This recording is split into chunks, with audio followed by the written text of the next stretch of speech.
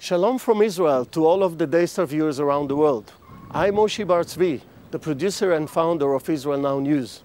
We at Israel Now News are dedicated to bringing you the full story and the truth about Israel from Israel. It's written in the Holy Bible when David said in Psalm 25:5, "Lead me in your truth and teach me, for you are the God of my salvation.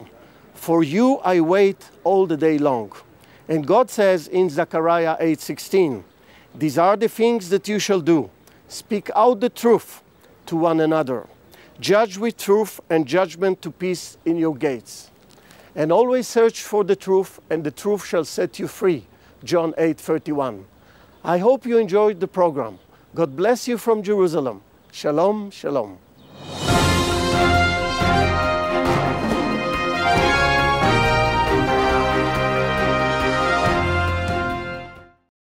Welcome to Israel Now News. I'm Yochanan El-Rom. And I'm Erin Viner. In our top story, Israeli Prime Minister Benjamin Netanyahu voiced criticism of ongoing nuclear negotiations with Iran. Netanyahu said he was astonished that the nuclear talks with the hardline Islamic Republic are proceeding in light of a recent report from the International Atomic Energy Agency that revealed Iran is continuing to hide the military aspect of its nuclear program. Israeli Defense Minister Moshe Ya'alon also slammed the emerging deal with what he called an apocalyptic Iran. The defense chief said it would pose a great danger to the peace of the Western world. Meanwhile, the Obama administration now admits to withholding information from Israel regarding the nuclear talks. Aaron has more on that story. Yes, Yochanan, that's right. The White House has now confirmed that it withheld sensitive details of the nuclear talks with Iran from Israel after first denying that it was doing so. The about-face by the Obama administration came after an unnamed European Union official revealed that the U.S. State Department had cautioned him about providing Israel with information about the current round of negotiations. According to the EU representative, Washington was concerned that Israel would twist the details and possibly undermine a deal with Tehran. Israel, however, is not the only country worried about Iran going nuclear.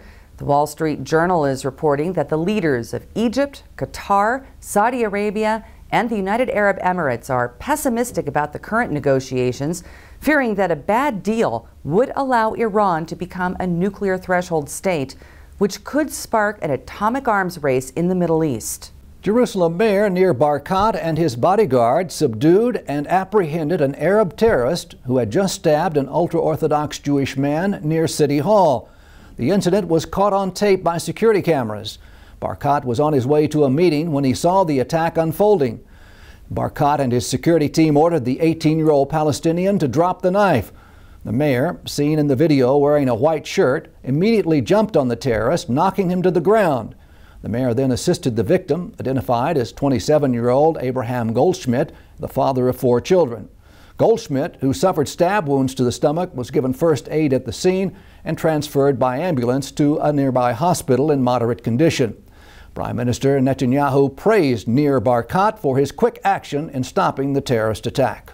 The Nigerian government is praising Israel for its crucial support in the fight against the radical Islamic Boko Haram group. Mike Omeri, the spokesman for the National Information Center in the African nation's capital, Abuja, said that Jerusalem has been a loyal ally in the conflict against the terrorists by providing unique expertise gained over years of fighting terror within its own borders. Nigeria is hopeful that the tide has turned against the Islamic fanatics who have killed thousands of people and kidnapped hundreds of women and children over the past year alone. A Christian activist called Unana Shibkau, however, is warning that the situation in northern Nigeria remains extremely dangerous for Christians. Radical jihadists from the Islamic State have kidnapped at least 90 Assyrian Christians in northeast Syria. A human rights organization based in Britain said the abductions occurred after ISIS seized 2 villages from Kurdish forces. Fear is growing for the safety of the Christians following the recent beheading of 21 Egyptian Coptic Christians in Libya. U.S. President Barack Obama continues to make excuses for radical Islamists, most recently saying that extremism grows when millions of people are impoverished. The American president stressed the need to investigate the grievances terrorists exploit, including economic and political issues. State Department spokeswoman Marie Harf continued that theme by suggesting that more jobs could help address the terrorism crisis. Obama also said that it is vital that no one is put under a cloud of suspicion because of their faith, prompting Republican Senator Ted Cruz to characterize the president as an apologist for radical Islamic terrorists. A federal court in New York has ordered the Palestinian Authority and the PLO to pay more than $218 million to American victims of Palestinian terror. The PLO and the PA were found guilty of providing material support to terrorists for shootings and bombings that occurred from 2002 to 2004. Those bombings killed 33 people and wounded over 450. The suit was brought by 10 American families. The judgment could be tripled under the U.S. Anti-Terrorism Act. The Palestinian organizations vowed to appeal the jury's decision. Israel's Shin Bet Security Service has busted a Hamas terror cell operating in the biblical city of Hebron. Authorities say that the group was planning a series of terror attacks, including suicide bombings. 11 members of Hamas were taken into custody, along with a variety of weapons. The suspects confessed to having carried out a failed bomb attack against Israeli soldiers just 2 months ago. Security forces say that the terror cell reflects the real threat posed by Hamas operatives in Hebron.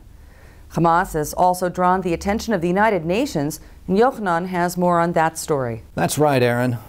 Words of warning from a high-ranking UN official. Jeffrey Feltman, the Undersecretary General for Political Affairs, told the Security Council that a lack of funds for the reconstruction of Gaza and reports that the Hamas terror group is rearming could lead to renewed hostilities between Hamas and Israel.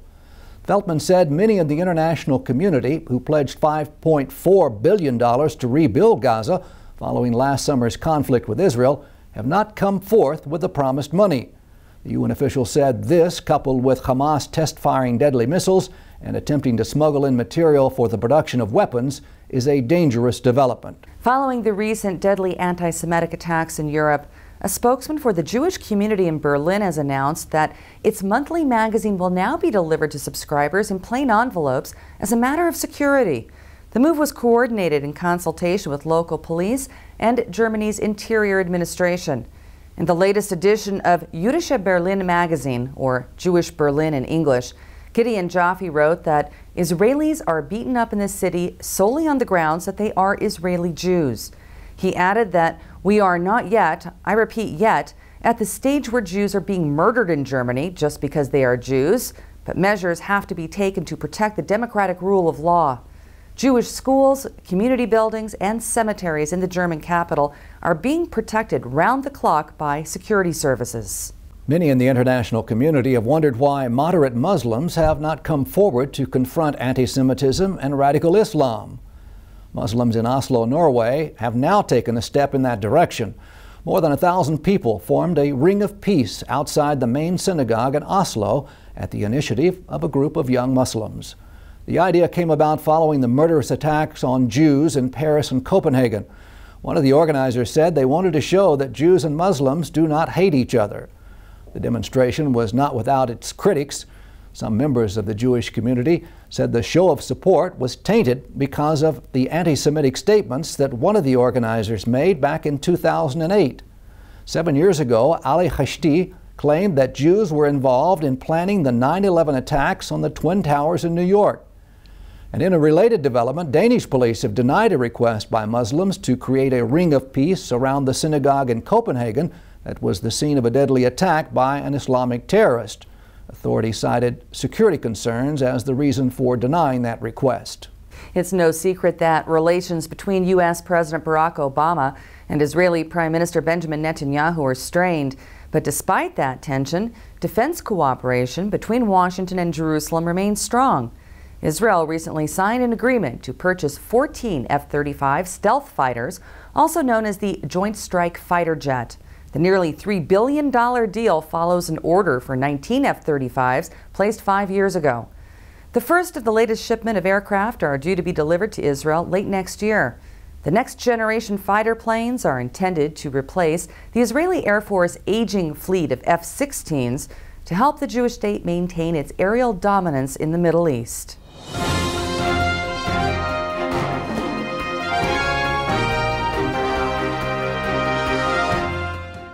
That concludes the news portion of our show. Stay tuned for Ask the Source with Josh Reinstein.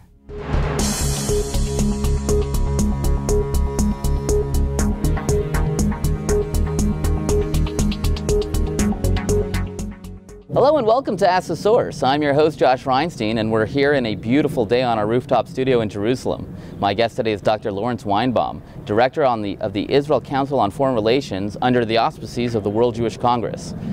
Dr. Weinbaum, thank you for being on the show. Thank you for having me. Tell our viewers a little bit about what is the Israel Council on Foreign Relations. The Israel Council on Foreign Relations is a non-governmental institution devoted to the study and debate of foreign policy, particularly from an Israeli and Jewish perspective, but not exclusively. You're also an expert on the anti-Semitism that's on the rise around the world. What's happening in Europe? We're seeing anti-Semitic attacks, protests against Jews, real vicious hatred coming out of Europe. Where's this all coming from? Well, we're seeing a tremendous recrudescence of anti-Semitism in Europe. 70 years after the liberation of Auschwitz, and many years after the time when people thought that we would not be seeing this phenomenon again. Of course, it's a complicated phenomenon that defies a very simple explanation, but in this particular case, certainly the motor behind the incidents that we have been seeing is the burgeoning population of disaffected Muslims in Europe. Charles Krautheimer once said that the big surprise in anti-Semitism in Europe is not that it's rearing its ugly head again today, it's that they've been able to suppress it for 70 years. Are we seeing also the same traditional anti-Semitism that we saw 70 years ago, or is this mostly driven by Muslims? Well, I think what you see today is actually a combination of several factors. On the one hand, you have the disaffected Muslims in Europe who obviously want to express their support, often in a very violent way, with the Palestinian Arabs, and they don't have any recognition of Europe's traditions of anti-Semitism, and they are together making common cause with some of the traditional anti-Semites who we know very well for many years now. So what you have really is this strange alliance of hate. We saw a few years ago that anti-Semitism was being covered by a movement called anti-Zionism. They would say, oh, we don't hate Jews, we just hate Israel. Yet now they kind of dropped the whole anti-Zionist thing and they're just like, yeah, we hate the Jews. Why is it so socially acceptable to come out against Jews now in Europe? Well, first of all, this was always a very thin camouflage, and clearly, while criticism of Israel is legitimate, denying the Jewish people the right to their own existence in their own country is certainly anti-Semitic, and I don't think very many people who are fair-minded would disagree with that. But I think it's a commentary on the ambiance in Europe today that you can fairly be called anti-Semitic and you don't even shy away from that. That certainly says something about what's taking place today. We see horrific attacks in Paris, in Denmark, in Brussels a few months back as well. Are we going to see continued attacks on the Jewish population? I think that as long as Jewish targets are considered vulnerable, you will be seeing attacks on Jewish institutions, on Jewish people, and on Jewish property. I mean, the answer, at least in the short term, of course, is to bolster the security around Jewish institutions and other Jewish targets. But of course, that's a very difficult task. Just if you will, returning to what you said earlier, you have to understand something else, and that is Europe has been made aware time and again of the extent to which they were complicit in the destruction of the Jewish population during the Second World War. That's a difficult baggage to carry. And I think certainly in some circles, the idea of painting the Jews as the modern-day Nazis makes it a lot easier for them. And I think you have to understand, at least in certain quarters, that that's partly behind what we see, at least not among the Muslims, but among the general population. President Obama originally came out and said that the attack on the kosher deli and the Jewish people who were inside in Paris was not anti-Semitism, it was just a random act of violence. Since then he's retracted that. How damaging is the fact that people aren't willing to call it anti-Semitism? Well, I think that was a most unfortunate characterization of what took place in Europe in the last weeks. one that's to be thoroughly rejected. I don't think that there's any doubt in anybody's mind, and significantly the perpetrators themselves made very clear that they were targeting Jewish people. So that's just not to be taken seriously. In Israel, the government is debating what should be the response to the rise of anti-Semitism in Europe. Some are saying we need mass aliyah, like our Prime Minister Benjamin Netanyahu, but some are saying no, we need to just support the people who are there. What's the right response? Well, I don't think you can look about. I don't think you can look in terms of what is the right response and what is the wrong response. Certainly, it has to be made clear that for Jews who are contemplating Aliyah, who want to come home to Israel, they are welcome, and the Israeli government will do everything that it can to facilitate their return to Israel. On the other hand, Jews who are in Europe are there not on sufferance; they're not guests. Their presence in Europe dates back longer than many of the modern-day European nations, and certainly the Jewish world and the government of Israel and all of Israel's many well-wishers throughout the world must do what they can in order to bolster the presence of Jews in Europe. I don't think we're quite at the point where we're just going to wash our hands and say, let's just pack our bags. Dr. Weinbaum, there are literally tens of millions of people watching this show. What message do you have for our viewing audience? Well, I think it's very important that the Jewish people not be made to feel that they have no supporters and no sympathizers, and it's very important for the Christian population wherever they are living to express their solidarity with Israel and with the Jewish people at what is obviously a very difficult time for us. Thank you, Dr. Weinbaum, for being on the show, and thank you for tuning in to Ask the Source. I'm your host, Josh Reinstein. Now back to the studio.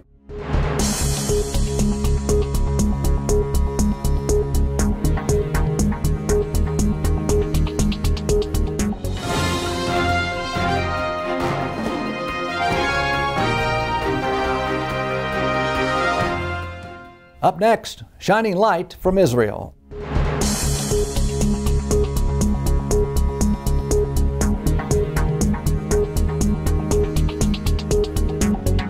When you see things like that on TV, you basically see the fighting. When you see it firsthand, it kind of shocks you, is to see that it's actually families that are involved. It's little kids, it's children. Some rebel families, injured, do come to the border and ask for help. And I don't want to say that it's on a daily basis, but it does happen often that the injured do come to the border and Israel takes them and they take care of them, and they don't bring them back until they're 100% healthy. I can say, because I saw it firsthand, the treatment that they get is not less than any other civilian here or citizen here in Israel that needs treatment, okay? They receive anything they need. זה מה שמבדיל אותנו מכולם, וזה משהו שעושה אותנו צבא הרבה יותר חזק. שאנחנו לא עושים הבדלה של מין, דת, גזע או כל דבר כזה או אחר. בסוף אנחנו מסייעים פה לאזרחים שהם נפצעים, יכול להיות מהתקפות סוריות, יכול להיות הפוך. בעצם גם הסיוע הזה, אנחנו מנסים להגיד גם לעולם פה משהו, כאילו, תראו, הנה, הלו, קורית פה מלחמה לידינו, סורים מול מורדים, יכול להיות שמחר זה יקום נגדנו, אבל אנחנו עדיין מסייעים פה. I think it's a beautiful thing, okay, to see that, because when it comes to medicine and to treatment, you don't say, okay, he's this and he's that. They're all humans, when it comes to it.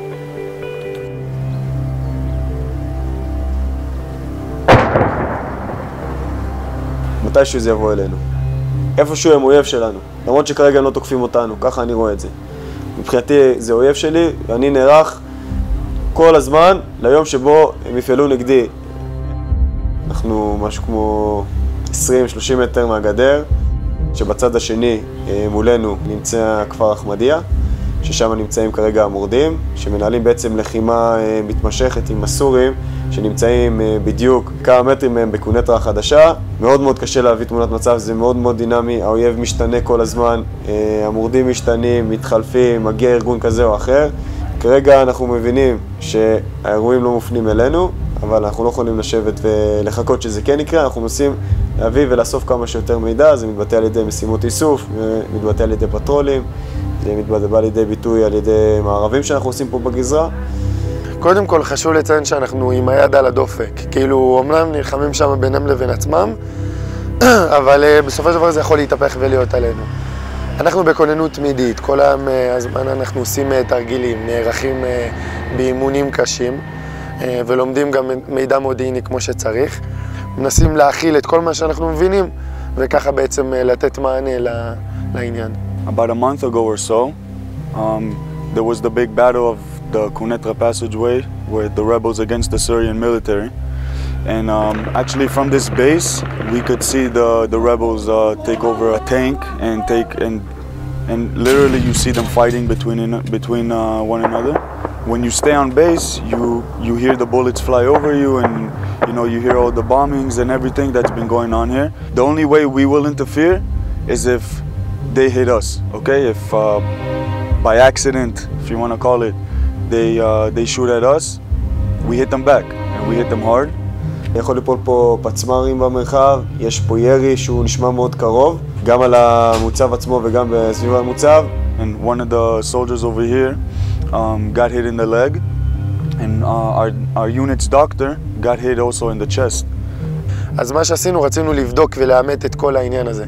אחרי איזה כמה זמן אנחנו פשוט ראינו פגיעות ממש, ומתוך זה סקנו שזה לא זליגות, אלא הם רואים וזה ירי מכוון, הם מבינים את הכל. כמו שאמרתי, יש הערכות גדולה לצבא, לכל הגזרה פה, ובפרט מאוד לסיירת. כל הזמן עובדים ומשננים למצב אמת, כלומר לא נערכים למלחמה. אני חושב שיש לנו יתרון על הכוח גם מבחינת אמל"ח, גם מבחינת אמצעים, גם מבחינת כוח אדם. בוא נגיד שיכול להיות אולי יפתיעו אותנו, אבל לא יכריעו אותנו. Some people in Israel and around the world, they forget the type of work that the soldiers do here. In the Golani Brigade and especially here in the Special Forces, we work hard every single day. We wake up very early in the morning and we go to sleep very late at night if we do even go to sleep. Just for people to know that they can sleep tight at night and to know that they're safe.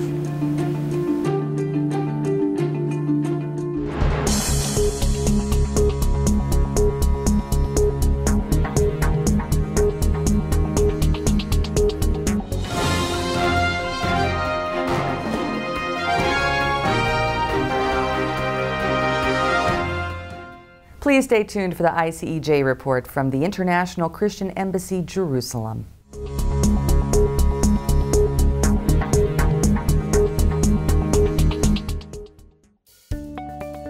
For I will take you from among the nations, gather you out of all countries, and bring you into your own land. Over the past 35 years, the International Christian Embassy have been actively engaged in the fulfillment of biblical prophecy. More than 120,000 Jews have been helped by the Christian Embassy to come back from the four corners of the world here to the land of Israel.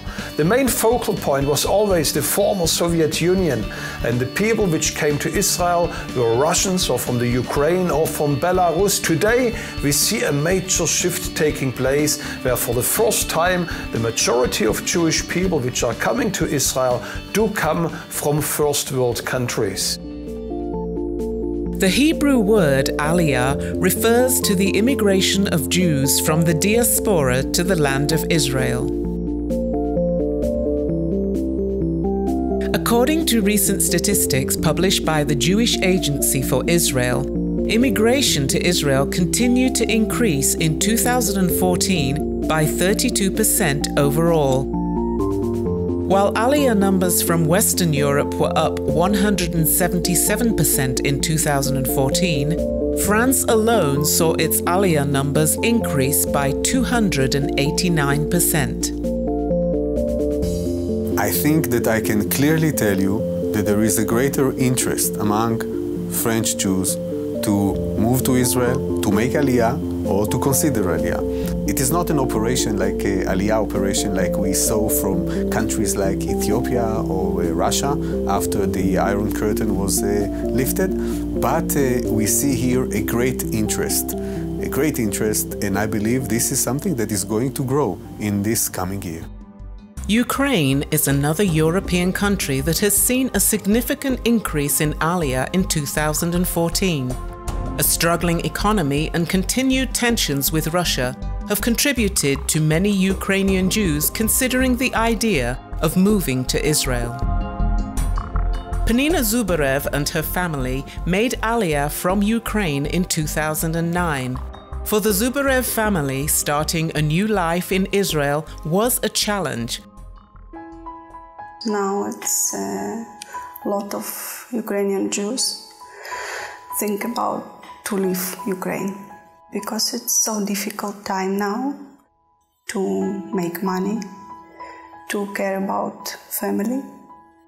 If you decide to leave Ukraine, you lose your Ukrainian citizenship and all benefits. There is something in the atmosphere that is uncomfortable in some places, and people think, what do I do next?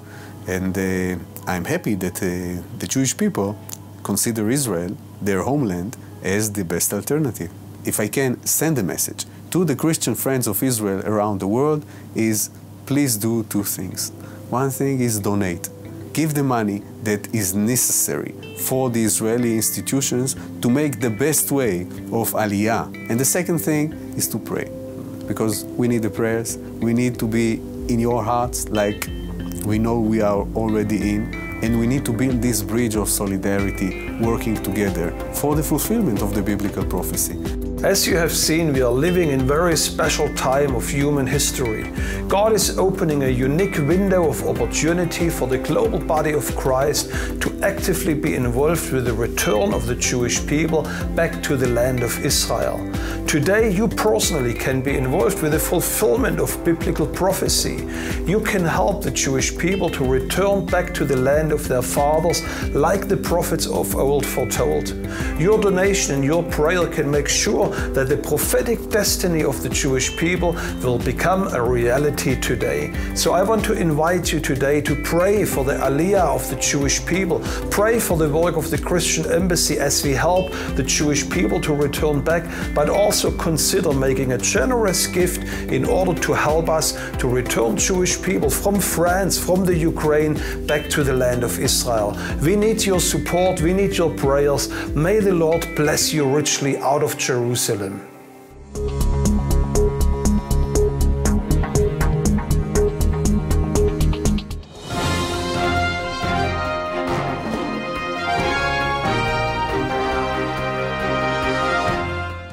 That's all for this edition of Israel Now News. I'm Yochanan El Rome. And I'm Erin Viner, reporting from our studio in Jerusalem. Please join us again next week for all of your Israel updates.